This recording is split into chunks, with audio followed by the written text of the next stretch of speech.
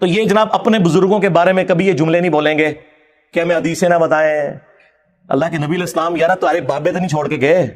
ہاں بخاری مسلم دونوں میں ہے. نبی علیہ السلام ہر خطبے سے پہلے کہتے تھے اما بعد فان خیر الحدیث کتاب اللہ وخیر الهدی هدی محمد صلی اللہ علیہ وآلہ وسلم وشر الامور محدثاتها وكل محدثۃ بدعہ وكل بدعۃ ضلالہ وكل ضلالۃ فی النار. کچھ الفاظ ترمذی کے اور نسائی کے بھی ہیں. آگاہ ہو جاؤ سب سے بہترین کلام اللہ کی کتاب ہے اور سب سے ہدایت یافتہ راستہ محمد صلی اللہ علیہ وآلہ وسلم کا ہے. بدترین کام وہ ہے جو دین میں نئے جاری کیے جائے اور وہ کام بدعتیں ہیں. تمام بدعتیں گمراہیاں ہیں اور تمام گمراہیاں جہنم میں لے جانے والی ہیں. والعیاذ باللہ تعالی. شریف کی روایت میں آیا اور ترمذی میں اور حضرت فضالہ رضی اللہ عنہ کی روایت میں یہ بھیا ہمیں نہ لکھ کے بھیجا کریں. ٹھیک ہے نا. اس سے سوائے اس کے کچھ نہیں ہوتا کہ ہم اسے پڑھ کے فوری طور پر یہ حدیثیں ہم نے پڑھی بھی ہیں پڑھائی بھی. ہم کئی بار عرض کر چکے ہیں کہ ہمارا کوئی تعلق اہل حدیث سے نہیں ہے. پکے ٹھیٹ حنفی پکے ٹھیٹ حنفی پکے ٹھیٹ حنفی. ہمیں نہیں سمجھ میں آتی امت میں جو 1500 سال سے ہمارے بزرگوں نے دین کو سمجھایا آخر اس کو چھوڑ کے اب نئی نئی باتیں اور نئے نئے فرقے بنانے کی ضرورت تمہیں کیا پڑی ہے؟ اور کوئی کام نہیں رہ گیا. حدیث میں آیا ہے حدیث میں تمہیں کیا پتا حدیث میں کیا ہے؟ کہ ہم حدیثیں پڑھنا شروع کر دیں تاکہ گمراہ ہو جائیں والعیاذ باللہ. حدیث میں آیا ہے حدیث میں تمہیں کیا پتا حدیث میں کیا ہے؟ کہ ہم حدیثیں پڑھنا شروع کر دیں تاکہ گمراہ ہو جائیں والعیاذ باللہ. ہم صاف لفظوں میں کہتے ہیں جو آدمی بغیر اساتذہ کے حدیث پڑھتا ہے وہ گمراہ ہو ہی جاتا ہے. اسی کو سے پتہ نہیں ہے کہ حدیث کا مطلب کیا. میں تو کوئی موقع نہیں جاننے دوں گا کہ میں ڈرل کروں گا ان کی پبلک کے دماغ میں کہ سوچو کہ یہ تم لوگ کن لوگوں کے پیچھے لگے ہوئے ہو. یہ وہ لوگ ہیں جنہوں نے عزتیں اللہ اور اس کے رسول کے نام کے اوپر اویل کی ہیں اور قرآن و سنت کے نام سے چڑھتے ہیں اور کہتے ہیں ہمیں نا لکھ کے بھیجا کرو. ہم تو یہ پڑھ کے ریموو کر دیتے ہیں. ہم 1500 سال بعد اب تم لوگ بتاؤ گے ہمیں ہم اپنے بزرگوں کا دین چھوڑ دیں. اچھا انہوں نے پتا ہے کہ قرآن دی جڑے پڑھتا ہے نا انہوں نے بابے تو فارغ ہو جاتا رہا. ہاں انہوں نے پتا ہے. جی دی سب تو بڑی مثال میں وہاں 2002 میں عمرے پہ گیا غلاف کعبہ پکڑ کے دعا مانگی تھی اللہ مجھے بریلوی مارنا. شکر ہے قبول نہیں ہوئی. منو کہنا چاہیے اللہ منو مسلمان ماری. اور یہ میں آپ کو وثوق سے کہتا ہوں اگر آپ مخلص ہیں نا سرکار آپ ہدایت کے مخالف راستے پہ بھی چل پڑے نا اخلاص کے ساتھ اللہ تعالیٰ کان سے پکڑ کے آپ کو سیدھے راستے پہ چلا دے گا. اور اگر آپ بے ایمانی پہ اترے ہوئے ہیں سرکار تو آپ رسول اللہ کے چچا بھی ہونا ابو لہب ہاشمی بھی ہو تو مر جائیں گے آرام موت. اور قرآن میں قیامت تک بددعائیں پڑی جائیں گی ان پر تبت یدا ابی لہب وتب. یہ بات ہے. نسبت بھی اسی وقت کام آتی ہے جب آپ نبیوں کی آواز کے اوپر لبیک کہتے ہیں. ترفعوا اصواتکم فوق صوت النبی. اس سے آپ کو عصمت مصطفیٰ تو بتاتے ہیں. یہ نہیں بتاتے کہ جو شخص رسول اللہ کے حضور آواز بلند کرے وہ تو گستاخ رسول اور جو حضور کی بات کا مذاق اڑائے وہ اس تو بڑا گستاخ. اور وہ یہ سارے ہیں کٹر ٹھیٹ انفی. تسی لوگ ہو حدیث حدیث تیرے سامنے حضرت عمر بیٹھے ہو تو میں دیکھتا ہوں کہ وہ پھر کہ یا رسول اللہ اجازت دے. تم لوگوں گستاخ رسول حدیثوں کا مذاق اڑانے والے. یہ رسول اللہ کی اس سے بڑے لیول کی توہین ہے کہ کوئی حضور کی موجودگی میں آواز بلند کرے. اس سے بڑی توہین یہ ہے کہ کوئی حضور کی بات کا مذاق اڑائے.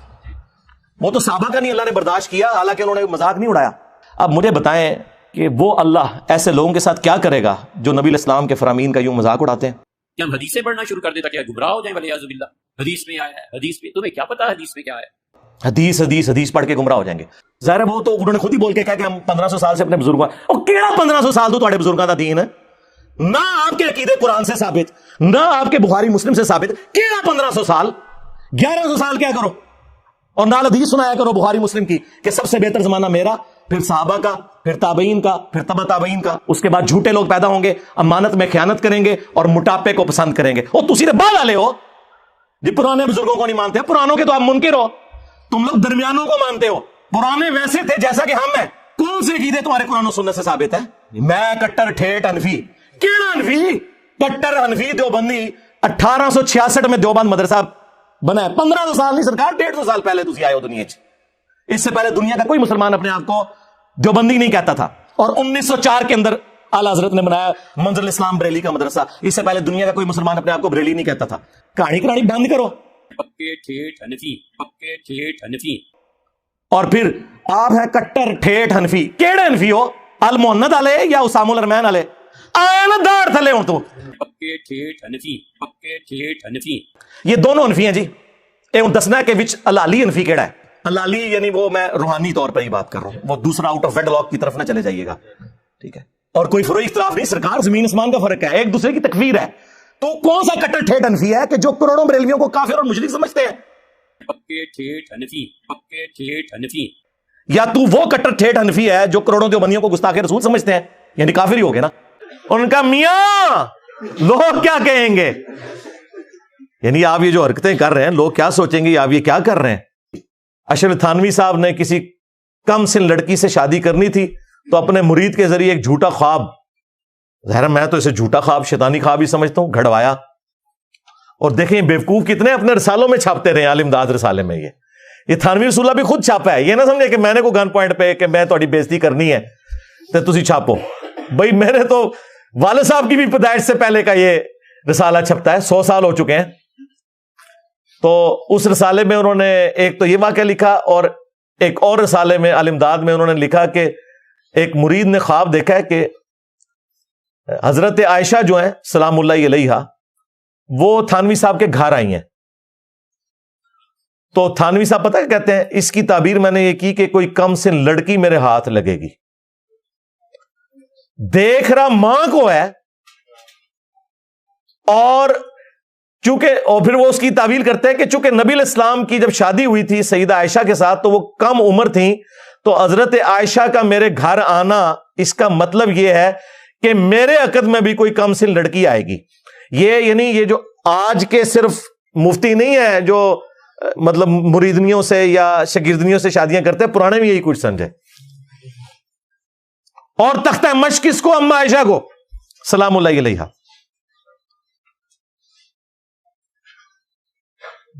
اور باتیں ہمیں کرتے ہیں. کیا یہ گستاخی نہیں ہے؟ یہ شیطانی خواب نہیں ہے، جھوٹا خواب؟ دیکھ رہے ماں کو، النبی اولا بالمؤمنین من انفسہم وازواجہ امہاتہم، نبی مومنین کی جانوں سے بڑھ کر ان پر حق رکھتے ہیں، نبی کی بیویاں امت کی مائیں ہیں، اور کام اپنے سیدھے کر رہے ہو. تو دیکھو پھر اللہ نے کتنی بڑی بلا تمہارے اوپر چھوڑ دی ہے. ہاں میرے نبی سا ہے ہی کوئی نہیں، تیرے بابے تھے شاہ ہی کوئی نہیں.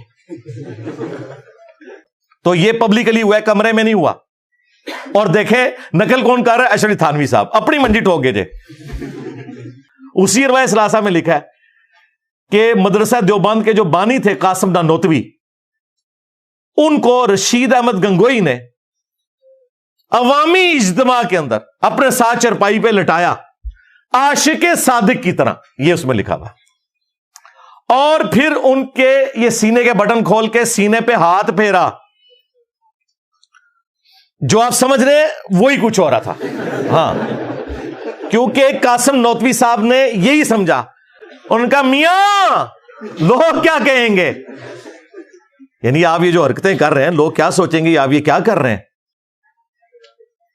اور اس کی اگلی قسم بھی ہے. ہاں تذکرۃ الرشید، رشید احمد گنگوئی صاحب کے حالات و واقعات جمع کیے ہیں ان کے خلیفہ نے. اس میں وہ لکھتے ہیں کہ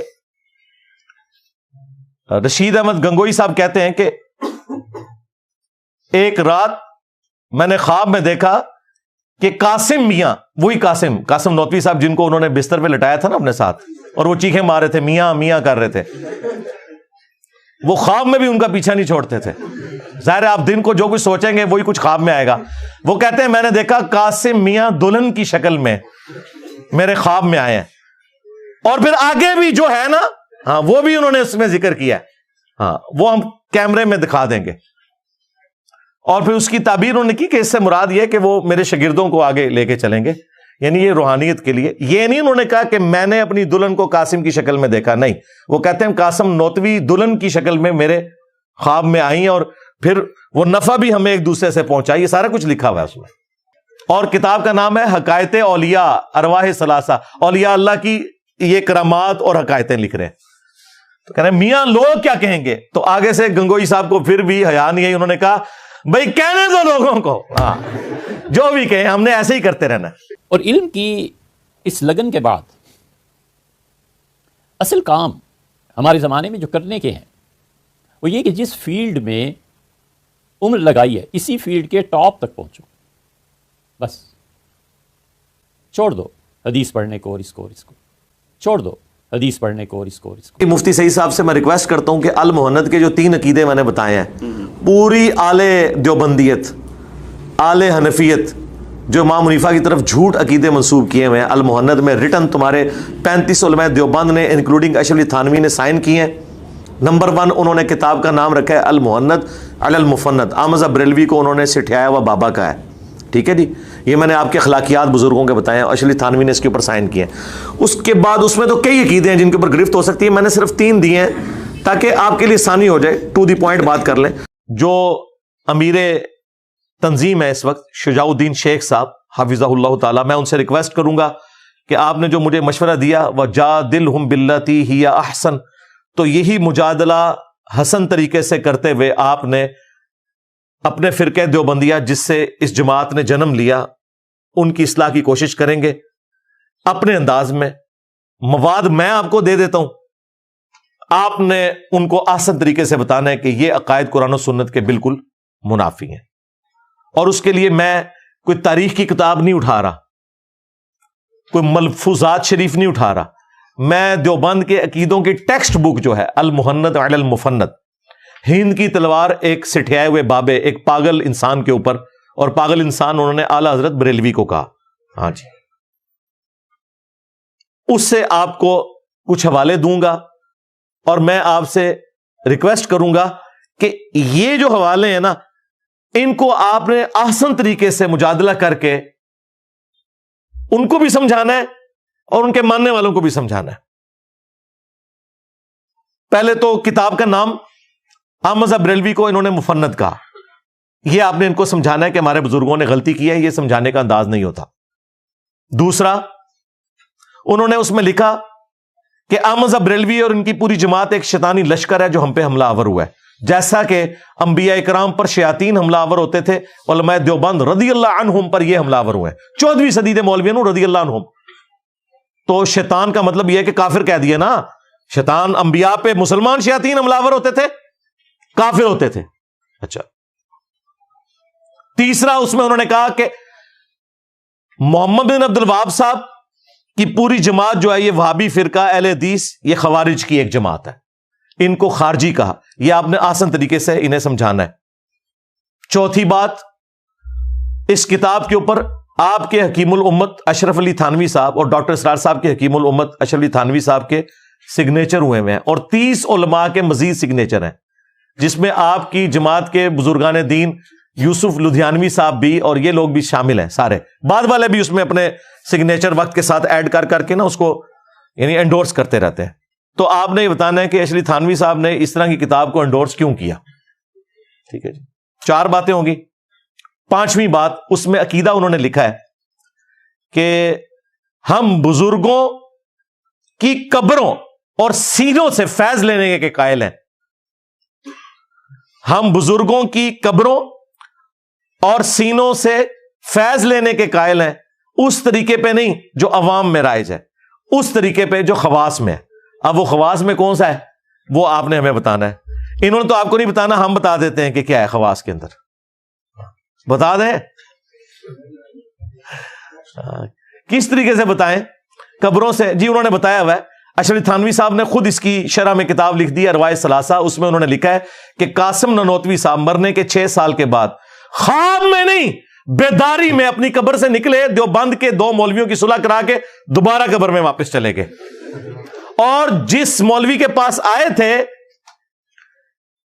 سخت سردیوں کے اندر بھی لحاف کے اندر اس کا پسینہ چھوٹ گیا. ظاہر ہے مردہ نکل کے آ جائے تو ظاہر ہے بڑے بڑے بزرگان دین کا پسینہ نکل جائے گا.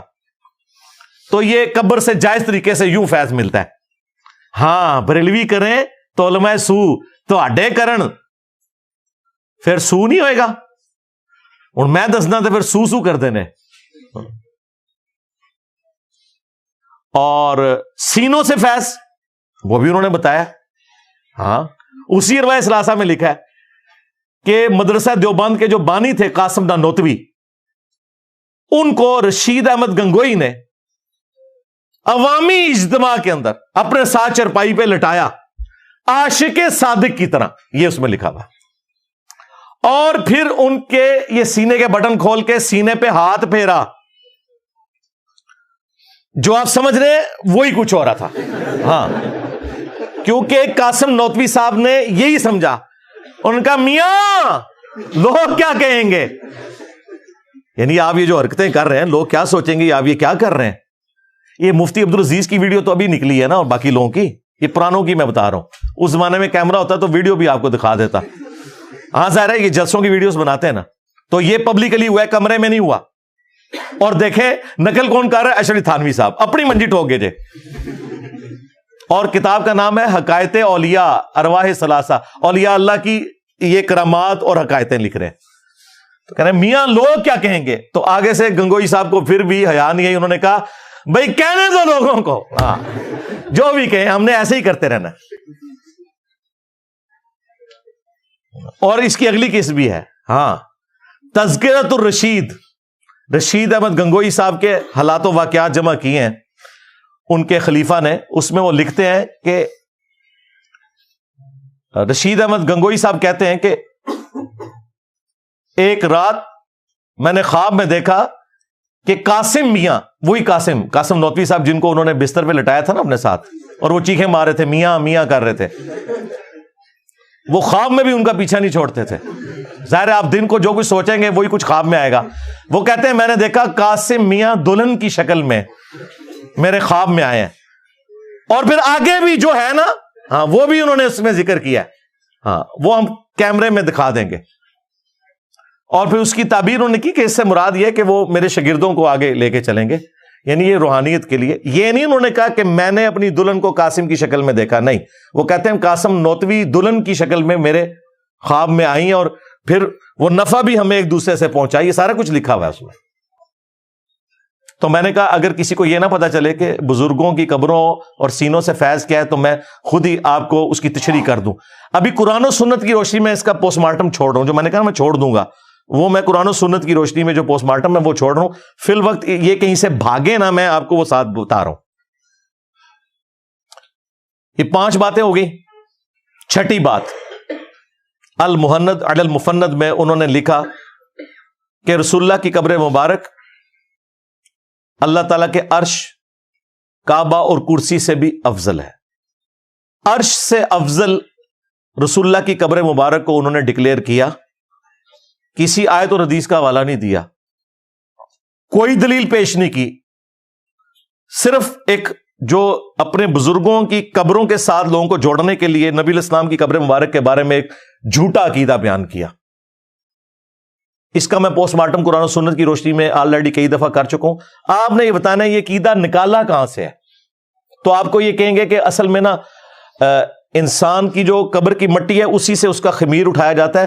تو بیسیکلی نبی الاسلام قبر مبارک میں جس جگہ آرام کر رہے ہیں نا, تو وہ مٹی آپ کے جسم کا حصہ ہے, اور رسول اللہ جو ہیں وہ اشرف المخلوقات ہیں, اس لیے عرش بھی ایک مخلوق ہے, تو نبی الاسلام عرش سے افضل ہے. نہ دھوکہ دینا بند کرو. انہوں نے کہا وہ حصہ ہے زمین جو رسول اللہ کے ساتھ ٹچ ہے. رسول اللہ کو انہوں نے افضل نہیں کہا, وہ کہتے نہیں اس میں سے نکلا ہے. تو اس میں سے اگر نکلے ہیں تو حضرت ابوبکر عمر بھی پھر اللہ کے عرش سے افضل ہوئے, کیونکہ وہ مٹی تو کٹی ہے وہاں پہ. اور آخری بات, نبی الاسلام کی قبر مبارک کا کوئی حصہ آپ سے ٹچ ہی نہیں کیے ہوئے, کیونکہ مسلم شریف میں حدیث ہے کہ نبی الاسلام کو دفنانے سے پہلے قبر مبارک میں سرخ رنگ کی ایک چادر بچھائی گئی تھی تاکہ وہ مٹی نبی الاسلام کے جسم میں عطر کو ٹچ ہی نہ کرے. بیسیکلی شیطان انہیں پٹی پڑھاتا ہے. انہوں نے الرحمن علی العرش استوى, رحمان اپنے عرش پر مستوی ہوا جیسا کہ اس کی شان کے لائق ہے. ہم نہ جہمیہ ہیں نہ مجسمہ ہیں, جیسا کہ اس کی شان کے لائق ہے. وہ ہماری رگے جان کے بھی قریب ہے جیسا کہ اس کی شان کے لائق ہے. تو اس کے ایکویلنٹ انہوں نے قبر رسول کو کھڑا کیا. یہ پیچھے ریزن تھی, نبی علیہ السلام کی بات نہیں ہو رہی. 6 چیزیں ہوگی. اور 7واں بھی عقیدہ انہوں نے لکھا کہ نبی علیہ السلام کی قبر مبارک میں زندگی کو ہم دنیا کی سی مانتے ہیں. قرآن تو کہہ رہا ہے کہ تمہیں اس زندگی کا شعور ہی نہیں ہے, یہ کہتے ہیں دنیا کی سی. وہ کہتے ہیں اصل میں ہم نے دنیا کی سی اس لیے کہا ہے وہ آخرت کی زندگی, لیکن وہ دنیا کی سی اس طرح ہے کہ دیکھیں نبی علیہ السلام نے حضرت موسیٰ علیہ السلام کو شب معراج نماز پڑھتے ہوئے دیکھا. اسی طریقے سے صحیح مسلم میں ہی آتا ہے کہ نبی علیہ السلام نے شب معراج بیت المقدس میں انبیاء کی امامت کروائی. تو باقی انبیاء بھی قبروں سے نکل کے آئے تھے. یہ سب کچھ برزخی معاملہ ہے. وہ کہتے ہیں چونکہ یہ ایک دنیاوی کی طرح نظر آتا ہے اس لیے ہم کہتے ہیں دنیا کی سی. صحیح بخاری میں ہے، حضرت عمر کہتے ہیں انا کننا نتوسل الیک بنبینا صلی اللہ علیہ وآلہ وسلم، اے اللہ جب تک تیرے نبی ہم میں موجود تھے ہم ان کے ذریعے تیری طرف توسل اختیار کرتے تھے، اب ہم تیرے نبی کے چچا کو لائے ہیں، ان کی دعا کی برکت سے بارش نازل فرما، تو بارش نازل ہو جاتی تھی۔ یہ انہوں نے خود سے عقائد بنا لیے میں، ان کا دین سے کوئی تعلق نہیں، یہ دنیاوی زندگی قبر کے اندر رسول اللہ کی یا دنیا کی سی، یہ بھاگ سکتے تھے، میں نے بھاگنے کا راستہ بند کر دیا کہ یہ واقعی دنیا کی سی مانتے ہیں، آخرت کی زندگی تو ہم بھی مانتے ہیں، جسم اطہر کو سلامت ہم بھی مانتے ہیں، یہ اس کی تعویل کرتے ہیں، یہ بالکل جھوٹ بول رہے ہیں، یہ حقیقتاً دنیا کی سی مانتے ہیں۔ کیوں؟ شیخ زکریا کاندلوی نے فضائل حج اور فضائل درود میں تبلیغی جماعت کا جو نصاب لکھا ہے، اور الیاس قادری نے بریلویوں کے فیضان سنت میں یہ واقعہ لکھا ہوا ہے، اور مفتی تقی عثمانی صاحب پلانٹ ارتھ پہ سب سے بڑے مفتی اعظم دیوبند کے، انہوں نے درس حدیث میں یہ واقعہ سنایا کہ نبی علیہ السلام کی وفات کے 550 سال کے بعد 555 ہجری میں شیخ احمد رفاعی صاحب جب قبر رسول پہ حاضر ہوئے، انہوں نے نعت اشعار کہے تو نبی علیہ السلام نے قبر اطہر سے اپنا ہاتھ مبارک نکالا، خواب میں نہیں بیداری میں۔ مورخین نے لکھا ہے کہ جو ہی یہ شعر پڑھے تو روضہ اقدس میں سے نبی کریم سرور دو عالم صلی اللہ علیہ وسلم کا دست مبارک ظاہر ہوا، اور ہزاروں انسانوں نے یہ نظارہ کیا کہ دست مبارک ظاہر ہوا۔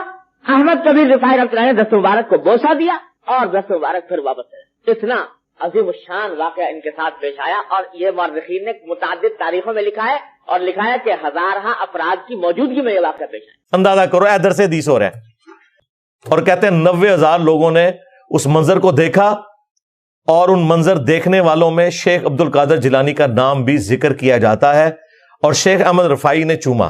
اچھا، عبد القادر جیلانی نے نہیں چوما، کڈی بڑی بدبختی ہے، عبد القادر جیلانی کا خلیفہ ہے احمد رفاعی، وہ چوم رہا ہے، عبد القادر جیلانی نہیں چوم رہے، اور جھوٹ ہے بھائی، عبد القادر جیلانی رحمۃ اللہ علیہ پہ جھوٹ باندھا انہوں نے۔ تو یہ واقعی حقیقتاً دنیاوی مانتے ہیں، یہ خواب کا واقعہ نہیں لکھا، انہوں نے لکھا 90,000 لوگوں نے یہ منظر دیکھا ہے، جھوٹ بول رہے ہو۔ سرکار یہ وہ 3 عقیدے ہیں جو پچھلے 8-10 سالوں میں بار بار مختلف ویڈیوز میں بیان کر رہا ہوں، لیکن کوئی اس کا علمی جواب نہیں دے رہا۔ انہیں پتہ ہے اس کا جواب نہیں، اگر جواب دیا تو لوگ کہیں گے یار یہی گل تو بریلوی بھی کر دینے، وہ جو فرنچائز ہیں 2 علیحدہ کھولی بھی وہ ختم ہو جائیں گی۔ ابھی اور باتیں بھی ہیں، تھانوی رسول اللہ نہیں جی وہ خواب میں تھا، نہ سرکار اس میں لکھا ہوا ہے، میں بیداری میں بھی پڑھ رہا ہوں، نہیں وہ دیکھیں وہ بیچارہ کہہ رہا نا میں بے اختیار ہوں۔ ہم نے کہا ہم بابی کو تو کہہ نہیں رہے، بابے کو کہہ رہے ہیں۔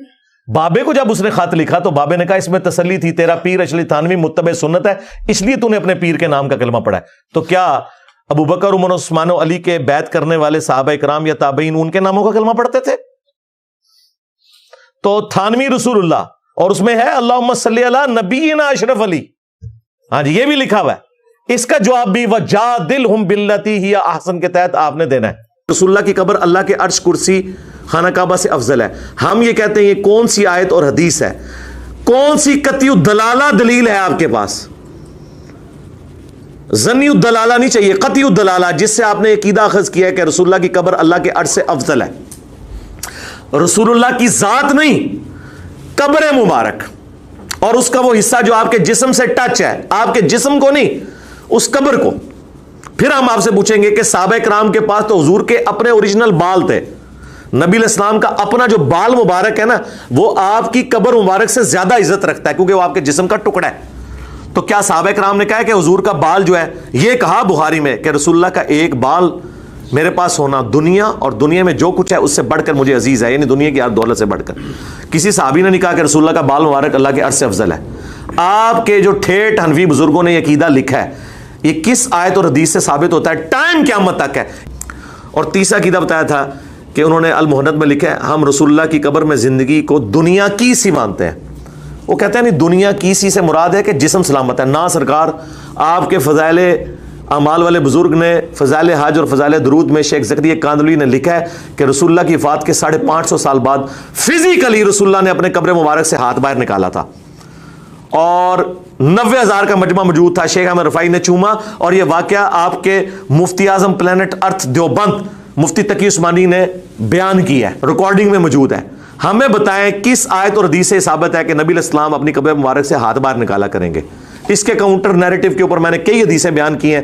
بخاری میں حدیث ہے 1010 انا کننا نتوسل الیک بنبینا. حضرت عمر کہتے ہیں پہلے اے اللہ ہم تیرے نبی سے توسل اختیار کرتے تھے، اب ان کے چچا کو لے کے آئے، ان کی دعا کی برکت سے بارش نازل فرماؤ. بارش ہو جاتی. قبر رسول پہ جا کے انہوں نے یہ نہیں کہا یا رسول اللہ آپ ہاتھ مبارک باہر نکالے، میں پانی کا پیالہ لے کے آئے ہوں، اور صلح حدیبیہ پہ چشمے جاری ہوئے تھے، چشمے جاری فرما دیں. یہ ہے صحابہ کا دین، خلفائے راشدین کا دین، ایک آپ کے بابوں کا دین ہے. یہ تین عقیدے ہیں، ٹائم قیامت تک ہے. پوری زندہ ذریت دیوبند کی علماء کی مرے ہوئے، اگر روحانی طور پہ آپ زندہ کر سکتے ہیں اشرف تھانوی کے فارمولے پہ، جس طرح قاسم نانوتوی زندہ ہوئے، ساروں کو جمع کریں، ان تین عقیدوں کو جسٹیفائی کریں قرآن و سنت کی روشنی میں. مجھے نہیں، اپنی عوام کو سیٹسفائی کریں. ایک آدمی کا جنازہ آیا اور رسول اللہ صلی اللہ علیہ وسلم نے پڑھانے سے انکار کر دیا، گھر تشریف لے گئے، میں تم پڑھ لو میں نہیں پڑھتا. یہ بہت بڑی دھچکے کی بات تھی کہ رسول اللہ صلی اللہ علیہ وسلم کسی کا جنازہ پڑھنے سے انکار کر. اگلا سوال ہے جی کہ ایک مولانا صاحب نے کہا ہے کہ ایک صحابی نبی کریم صلی اللہ علیہ وسلم کے دور میں تھے کہ جن کے دل میں حضرت عثمان رضی اللہ تعالیٰ عنہ کے حوالے سے بغض تھا، تو آپ صلی اللہ علیہ وسلم نے ان کا جنازہ نہیں پڑھایا تھا. کیا ایسا کوئی واقعہ ہوا تھا؟ یہ واقعہ مولانا نے جو بیان کیا نا، اگر ان سے پوچھا جاتا ہے یہ واقعہ لکھا کہاں ہوا ہے، اور صرف لکھا ہوا نہ بتاتے بلکہ وہ اس کتاب سے پوری روایت پڑھ کے سنا دیتے، تو شاید ان کو بھی خود حیا آتی یہ بات کرتے ہوئے. جس شخص کے بارے میں یہ بات موجود تھی اس کو تو بیان کرتے ہوئے سب کو حیا آتی ہے. صحیح مسلم میں حدیث ہے انٹرنیشنل نمبر کے مطابق 240، علی سے محبت نہیں رکھے گا مگر مؤمن، علی سے بغض نہیں رکھے گا مگر منافق. یہ حدیث آپ کسی سنی کو ٹیسٹ کر کے تو دیکھیں، آگے سے اس کے دل کا غبار نہ نکل آیا تو آپ مجھے پکڑ لیجئے گا. آپ حضرت ابوبکر عمر عثمان کی شان میں کوئی جھوٹی روایت بھی کسی سنی کو بھیج دیں، کبھی کاؤنٹر کوسچن نہیں کرے گا. حضرت علی کی شان میں بخاری مسلم سے بھی پیش کریں تو اس کو ہاتھ پاؤں کانپنے شروع ہو جائیں گے کہ یار یہ کیا، یہ کوئی شیعوں والی باتیں کر رہا ہے. یہ ٹرینڈ شروع میں بھی تھا. میرا جو پچھلے دنوں ایک کلپ ریکارڈ ہوا ہے ایک بغض علی آل امیہ کے دور میں، اس میں نے کئی مثالیں حدیث سے پیش کی ہیں کہ صحابہ کے زمانے میں بھی لوگوں میں حضرت علی کے بارے میں بغض تھا اور ان کو حدیثیں نہیں ہضم ہوا کرتی تھی. یہ حدیث نہیں سی ہضم ہوتی بخاری مسلم جو دونوں میں آئی ہے، علی کی میرے ساتھ وہی نسبت ہے جو ہارون کی موسیٰ کے ساتھ، مگر میرے بعد کوئی نبی نہیں. ٹھیک ہے، اب یہ اس روایت کی اگر انجینئرنگ شروع کریں تو یہ کہاں تک بات جاتی ہے، میں آج اس کی طرف نہیں جا رہا. حضرت عثمان کے بارے میں یہ روایت جعلی روایت ہے، یہ گھڑی ہوئی روایت ہے، یہ جامعہ ترمذی میں روایت ہے. اس کے ساتھ امام ترمذی نے لکھ دیا کہ اس کے اندر فلاں راوی جو ہے اس کے اوپر محدثین نے جرح کیا ہے، یہ روایت ایکسیپٹیبل نہیں ہے. یہ روایت اس طرح ہے کہ نبی علیہ السلام کے سامنے ایک جنازہ لایا گیا، آپ نے فرمایا میں جنازہ نہیں پڑھوں گا. یہ شخص حضرت عثمان سے بغض رکھتا تھا. آل امیہ نے جب دیکھا کہ حضرت علی کی شان کے بارے میں اتنی صحیح حدیثیں موجود ہیں تو انہوں نے کہا چلے ہم بھی کوئی ایک گھاڑ لیں حضرت عثمان کو اس لیول پہ لانے کے لیے. حضرت عثمان سے ہم بھی محبت کرتے ہیں. میں نے حضرت عثمان کی شان میں کتنی حدیثیں بخاری مسلم سے بیان کی ہیں، لیکن جو ہے نہیں ہے وہ تو نہ آپ جعلی بنائیں دوسرے کو نیچا کرنے کے لیے. یہ ہمارے جہلم شہر میں ایک مسجد ہے، آج سے تقریباً کوئی سمجھ لیں 8-10 سال پہلے کی بات ہے. میرے پاس ایک بھائی آئے، بڑے وہ یعنی پڑھ لکھے آدمی تھے.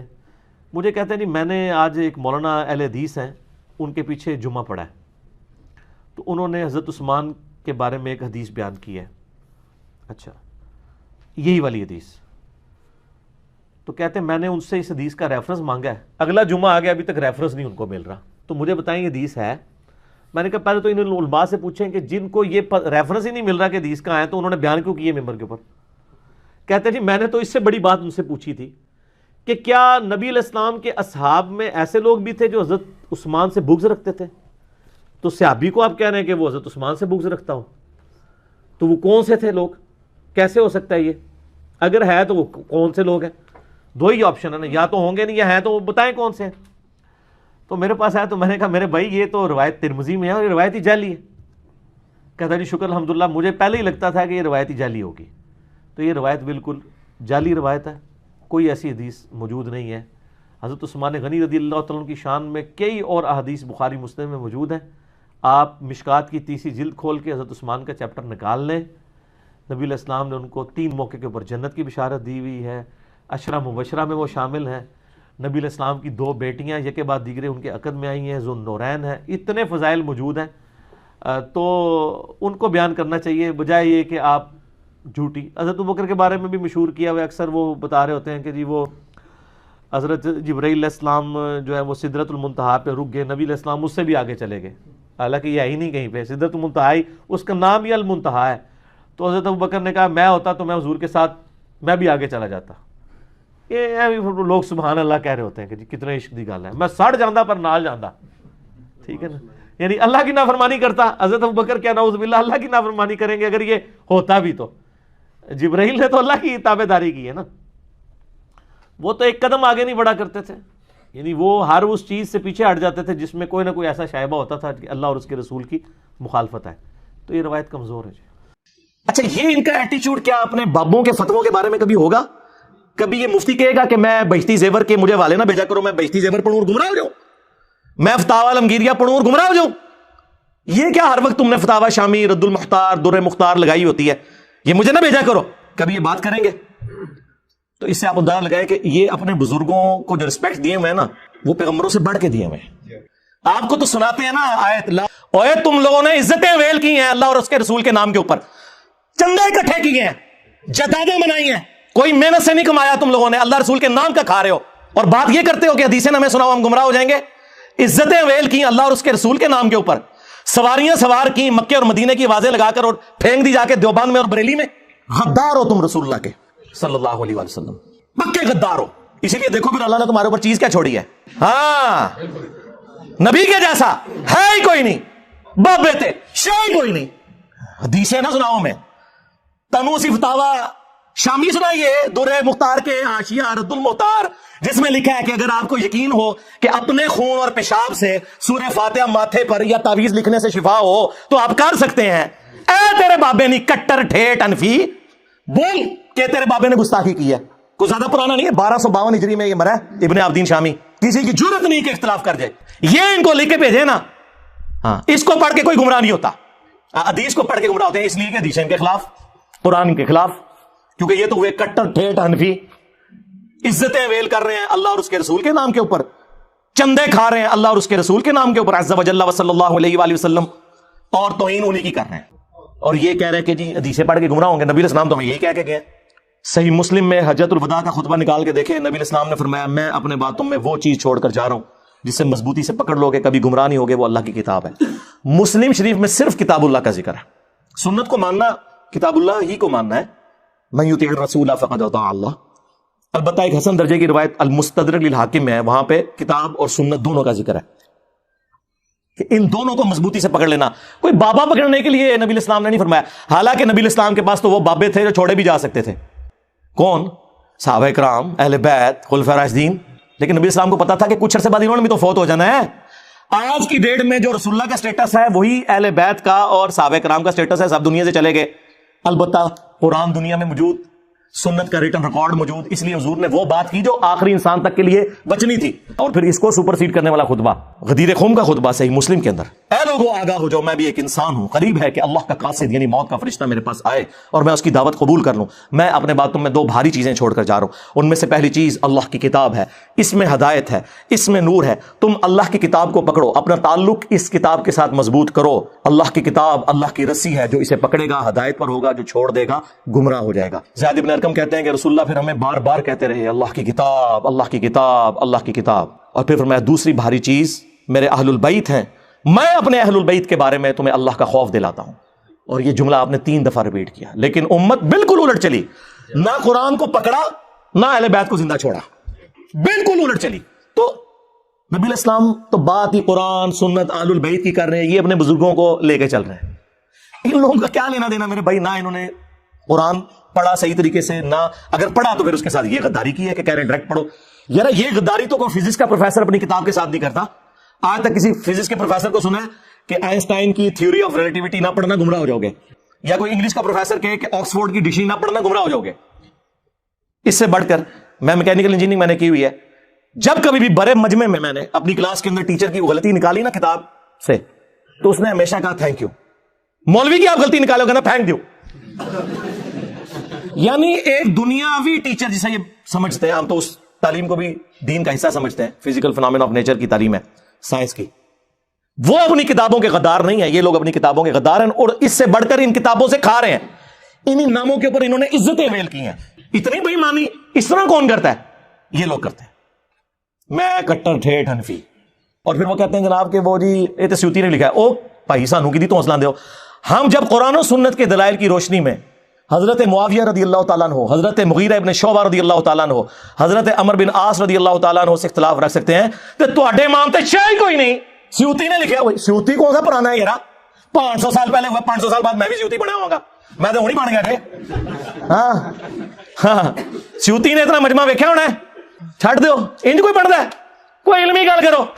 کٹر ٹھیٹھ حنفی صاحب, میرے خیال ہے اتنی خوراک کافی ہے تواڈے واسطے. ویسے تو تمہیں پتہ ہے میرا تو فیوریٹ ٹاپک ہے. ہاں یہ میں اس لیے کہہ رہا ہوں کہ ہم آپ کو ایک ہفتے کا ٹائم دیں گے تو آپ پریشان ہو جائیں گے, کیونکہ ہمیں پتہ ہے قیامت تک کہ آپ کے پاس جواب نہیں ہونا. ہم کھلا ٹائم دے رہے ہیں, شاید آپ کو توبہ نصیب ہو جائے اپنے بزرگوں کے ان عقیدوں سے, تو جواب دیں قرآن و سنت کی روشنی میں. ہم آپ سے ہی سیکھنا چاہتے ہیں, اور بتائیں یہ عقیدے کیسے ثابت ہوتے ہیں, ہم آپ سے پوچھتے ہیں. اب رہ گیا کہ آپ نے کہا فیلڈ ہے. سرکار آپ کی فیلڈ کو ہم کیسے مان لیں؟ آپ کے بڑے سے بڑے عالم کو ایک ان پڑھ بریلوی کہتا ہے یہ تو جاہل ہے, گستاخ رسول ہے, کتے جتنی اوقات نہیں رکھتا وہ آپ کی ڈگری کی. وہ کہتے ہیں کتے کا نام لینا بھی توہین ہے, صحابہ کہف کا کتا پھر بھی اس کی کوئی عزت ہے, وہ کہتے ہیں ان کی وہ بھی نہیں ہے. اور بریلویوں کے بڑے سے بڑے عالم کو عام جاہل دیوبندی کیا کہتے ہیں یہ تو مشرک ہے. تو سرکار جن ڈگریوں کی اوقات یہ ہو کہ مخالفین ان ڈگریوں کو کتے جتنی اہمیت بھی نہ دیتے ہوں, ان ڈگریوں کی دھونس ہم پہ کیا. ایسی ڈگری لے کے آؤ جس کے اوپر سارے فرقے متفق ہو. انشاءاللہ میں 1 مہینے میں تیاری کر کے پیپر پاس کر کے وہ ڈگری حاصل کر لوں گا, اور ٹائم قیامت تک ہے. رہ گی میری ڈگری تو وہ موجود ہے بخاری میں, بلغوا عنی ولو آیا, پہنچا دو اگرچہ تمہیں ایک آیت ہی آتی ہو. الحمدللہ ہم اپنے نبی کی دعوت آپ تک پہنچا رہے ہیں. ہم آپ کو بتا رہے ہیں کہ سورۃ البقرہ کی آیت نمبر 279 میں لکھا ہوا ہے کہ سود کھانے والا اللہ اور اس کے رسول کے ساتھ جنگ کے لیے تیار ہو جائے. اس کے لیے ہمیں ڈگری کی ضرورت نہیں ہے. سورۃ البقرہ کی 279 نمبر آیت اپنی جگہ پہ رہے گی, میرے پاس ڈگری ہو یا نہ ہو. آپ نے ماننا ہے مانے, نہیں ماننا نہ مانے. آپ کہیں چونکہ انجینئر نے بیان کیا لہٰذا میں یہ آیت نہیں مانتا, تو آپ اپنے ایمان سے فارغ ہو جائیں گے. آپ نے ٹیکسٹ کو فالو کرنا ہے. ٹھیک ہے, ٹائم قیامت تک ہے. مفتی صاحب کو یہ علیحدہ سے کلپ بنا کے میری طرف سے حافظہ اللہ تعالی مفتی سعید صاحب کو یہ کہہ دینا ہے. ابھی تو میں آپ سے یہ پوچھوں گا کہ آپ نے عمران خان صاحب کا جو 3را نکاح پڑھایا اور آپ کو یہ پتا تھا کہ عدت کے دنوں میں اس طریقے سے نکاح نہیں ہو سکتا, یہ آپ نے کام کیوں کیا؟ اور بعد میں آپ کی آڈیو بھی ریلیز ہو گئی. ہاں یہ تو ابھی گناہ آپ کے سر کے اوپر ہے. یہ آپ لوگوں کا کردار ہے, دین کی ساتھ آپ یہ کچھ کر رہے ہیں.